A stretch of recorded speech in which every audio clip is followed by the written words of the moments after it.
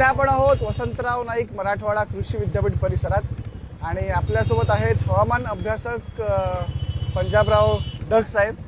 साहेब, आम्ही जयवीरू आहोत, आम्ही मतदारसंघ शोधतोय, ठीक होतं, पण तुम्ही इकडे कुठे या शर्यतीत? मी काय झालं, हे माझा परभणी जिल्ह्यातलं, हे परभणी जिल्ह्यात हे मराठवाडा कृषी विद्यापीठाची कमान आहे आणि या ठिकाणी प्रचाराच्या दरम्यान आलो आहे.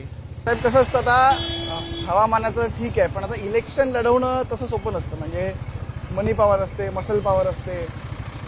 कोणत्या बळावर तुम्ही इलेक्शन लढवणार आहात? तुम्हाला एक माहिती असं सांगतो, हे करत असताना माझ्या मागोमध्ये मराठा समाजाची साथ आहे, शेतकऱ्याची साथ आहे, पुन्हा तिथं म्हणजे मला जे चाहणारा वर्ग आहे सर्व धर्म समाजातले शेतकरी आहेत. म्हणजे तिथे भेदभाव करण्याचा नाही, सगळ्याला पाऊस लागतो. मुस्लिम समाजाला पाऊस लागतो, सगळ्या शेतकऱ्याला पाऊस लागतो, वीटभट्टीवाल्याला सुद्धा फायदा होतो माझ्या पावसाचा. म्हणून सगळे शेतकरी मला मतरूपी पाऊस टाकणार आहेत यावेळेस. आणि तुम्हाला एक माहिती असं सांगतो, हे आमचा परभणी जिल्हा आहे बघा. त्या परभणी जिल्ह्यात नमस्कार, परभणी जिल्ह्याचं असं हे समजा म्हणजे वैशिष्ट्य आहे की आमचा निसर्गदत्त श्रीमंत जिल्हा आहे. त्याच्यामुळे म्हणलं निसर्गदत्त श्रीमंत आपण या परभणी जिल्ह्यात, मग आपण निसर्गावर अभ्यास करतो, तर मग आपणच काऊन उभं राहून दे तिथं. सर, तरी पण तुमचा मतदार कोण, तुम्हाला मतदान कोण करणार? मतदान करणारे मला सर्व समाजातले शेतकरी वर्ग आहे. त्याच्यात मी मराठा समाजाचा असून मराठा समाज सुद्धा माझ्या पाठीमागे आहे. त्याच्यानंतर मुस्लिम समाज देखील आहे, ते देखील पाठीमागे. कारण की ना आतापर्यंत त्यांच्या आरक्षणाचा प्रश्न सुटला नाही, धनगर समाजाच्या आरक्षणाचा प्रश्न सुटला नाही, मराठा समाजाच्या आरक्षणाचा प्रश्न सुटला नाही. त्याच्यानंतर म्हणजे आमच्या मराठा सगळे म्हणजे आणखी खूप असे प्रश्न आहेत ते म्हणजे परभणी जिल्ह्यामध्ये रोडचे देखील प्रश्न सुटले नाही.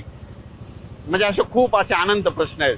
विशेष म्हणजे परभणी जिल्ह्यामध्ये एमआयडीसी सुद्धा नाही, आणखी इथली एमआयडीसी पळून गेलेली. म्हणजे आता तिथं खूप घरं झालीत, म्हणजे एमआयडीसी होती का नाही होत हे काम.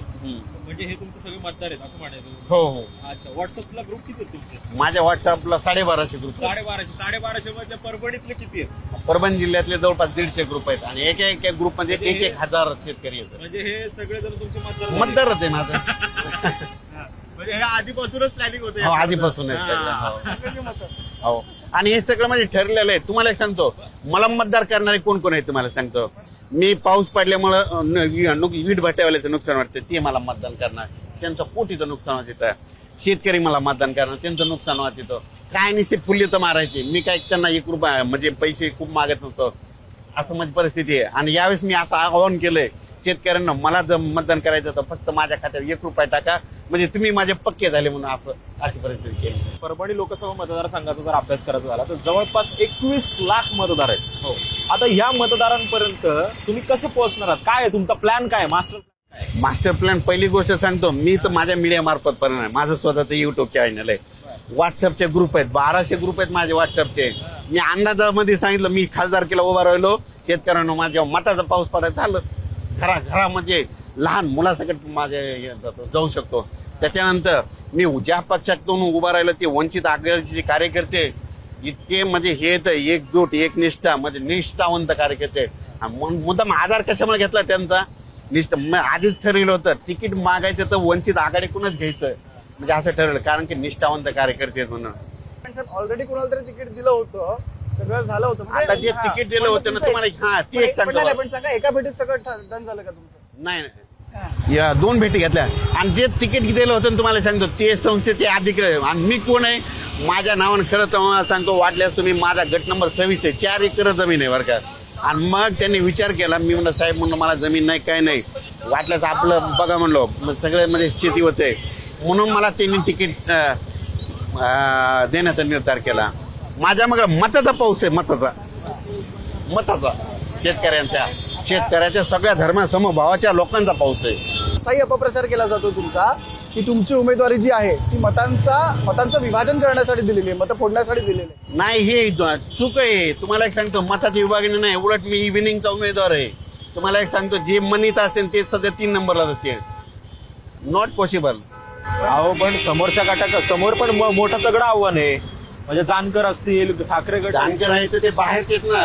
तुम्हाला एक सांगतो, पहिली गोष्ट स्वतःच इतरलं मत पाहिजे माणसाला काही गोष्ट सुरुवात करायला. तुम्ही बघा, आपण एखादं चांगलं कार्य करायला लागलं तर गावातल्या मंदिराचं आपल्या देवस्थानाचं दर्शन घेतो, म्हणजे आपलं प्रॉपर जन्मभूमीचं तशी माझी जन्मभूमी सुरुवातच इथून आहे ना. म्हणजे तुम्ही कॅज्युअल आणि हे जे दोन उमेदवार आहेत ते देखील मला वाटतं ते देखील बाहेरचेच आहेत जवळपास. म्हणजे तुम्ही कॅज्युअल घेताय थोडक्यात. हो.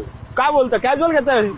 एवढं तगडं आव्हान कॅज्युअल घेताय तुम्ही? नाही म्हणजे कारण की माझ्याकडे हे सगळे म्हणजे मला अनुभव नाही. मला जसा पावसाचा अंदाज आहे ना हे सगळे शेतकरी तुम्हाला सांगतो. वाटलं तुम्ही बघायचं झालं का बघा मी गाडी नुसतं हात करतो तर बघा हे लोक मला सांगा पंजाबराव, पण तुम्ही आत्मविश्वास आहे की हा ओव्हर कॉन्फिडन्स? नाही ना आत्मविश्वास आहे. म्हणजे हे कसली अपेक्षा नाही. ही माझा गरीब शेतकरी आहे. मी गरीब शेतकऱ्याचा मुलगा आहे ना. आज अशी परिस्थिती झाली एका गरीब शेतकऱ्याला या ठिकाणी तिकीट भेटायलंय परभणी लोकसभा निवडणार आणि त्याला संसदेत पाठवते अशी परिस्थिती. पण साहेब तुम्ही म्हणताय कॅज्युअल घेताय, जानकरांचं ठीक आहे किंवा आपलं जाधवांचं ठीक आहे, पण एकीकडे महाशक्ती आहे ठीक आहे आणि दुसरीकडे शरद पवार आहेत, उद्धव ठाकरे आहेत, त्यांना पण तुम्ही कॅज्युअल घेताय का?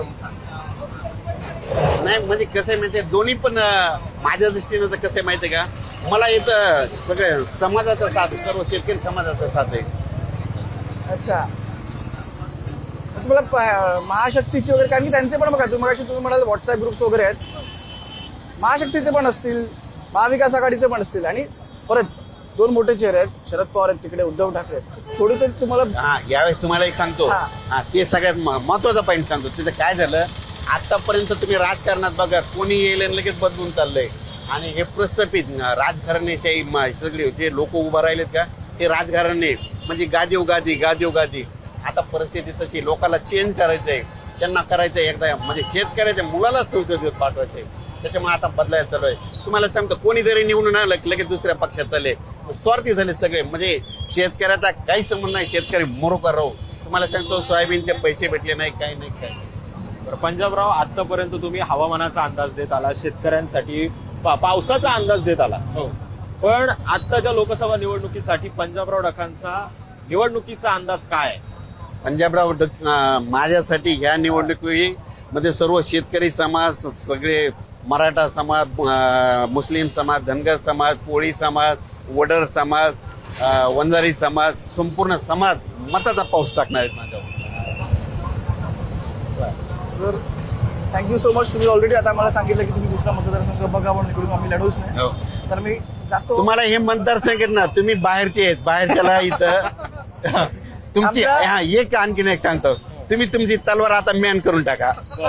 काय करा मॅन करून टाकतो सर, तुमच्यासाठी करून टाकतो. पण थँक्यू सो मच, खूप मजा आली तुमच्याशी गप्पा मारून संवाद साधून. Thank you so much.